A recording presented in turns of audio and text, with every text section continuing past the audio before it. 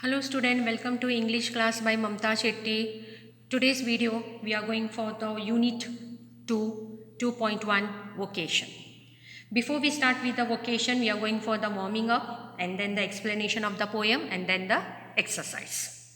Now this poem vocation, the poet is Rabindranath Tagore, one of the best, you can say, the Nobel Prize winner. Yes, and I don't have to explain more about Rabindranath Tagore. Very famous poet he is. You can say he was, right? He was offered the title Sir, which he returned back due to some problem. So I'll not go detail with the Rabindranath Tagore. You can collect a lot of information about him in the internet. Now what is vocation? What is the meaning of this? It's not vacation, vocation. What is vocation?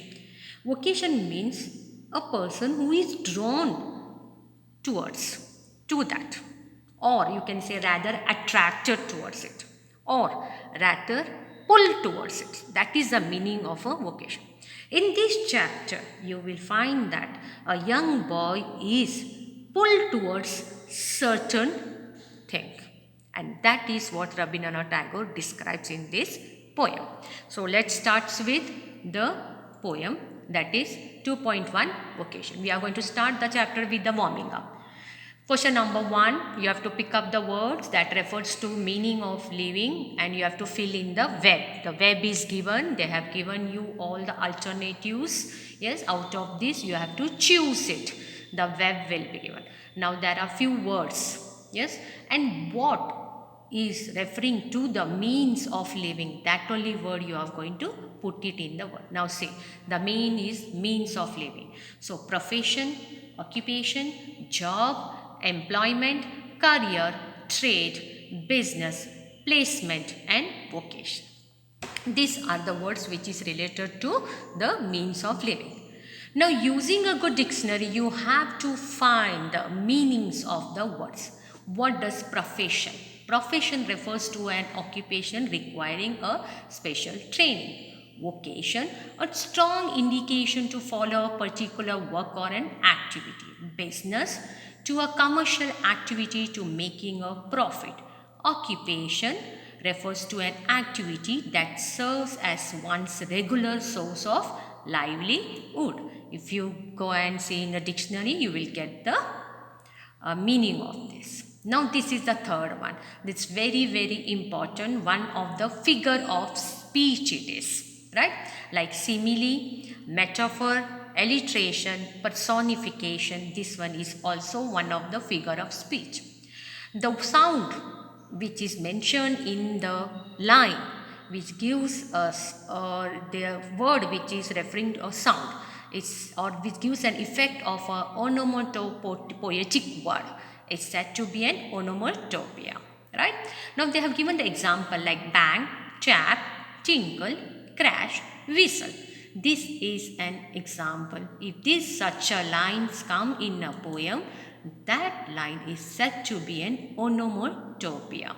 In this poem you will find lot of onomatopoeia, figure of speech is used by the poet. Yes? Now the example is given. You have to find such example from the line. You have to use it up. You have to search from the this book.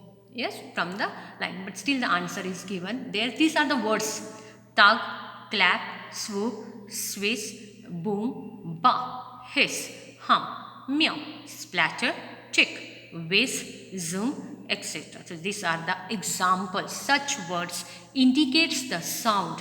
It can be a sound of anything, any instrument, any animal also. So this such a word is said to be, if the line is having. Now let me pause it up. If such line is there present in a line, then we'll say the figure of speech used is onomatopoeia. Just be very careful with the spelling. Okay. Now we start with the poem 2.1 vocation. Now what is this? Here the main character is a young boy. He goes to the school. And now you know when the bell rings 10 in the morning, you walk to the school. And while you go, he finds, yes, so many things you come across. Here also this boy also comes across many things when he goes and he returns back. So this all full days experience, some of the things which he sees, and he is attracted to that, and that is known to be as a vocation. So we are going to start. When the gong sounds 10 in the morning and I walk to school by our lane, that is street. Every day I meet the hawker crying, hawker, a seller, yes, bangles, crystal bangles. So who is this seller? He is selling a bangles and he is shouting. Crystal bangles you say, na glass bangles, right? So he shouts, huh? So what this boy is saying, let us say, huh? So when the gong sounds 10 in the morning, he is walking in the street. At that time, he come across a hawker who is selling a bangles, crystal bangles, right? So what happens after coming across to such an hawker? What attracts this boy? That is one of the most important thing in this poem. You just see the first he sees in the morning while going to the school is a hawker. What work this hawker does? He is selling the bangles. So now see, there is nothing to hurry him on. He is not in a hurry. Who? Hawker. There is no road he must take, no place he must go to, no time when he must come home. So is there any rule for him? He can go anywhere. He can take any road. He can go to any place. He can come home back at any time.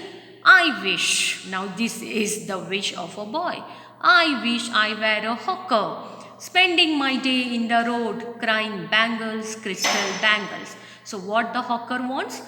The hawker is just roaming in the road and he is shouting. Crying means shouting. Bangles, I am selling the bangles, crystal bangles. And ladies come and take that bangles. Right? No one is there to say him anything. No rules is there for him. And here the boy wants to be the same thing. Yes? So here today we are ending the first paragraph. In the next session I will continue with the poem.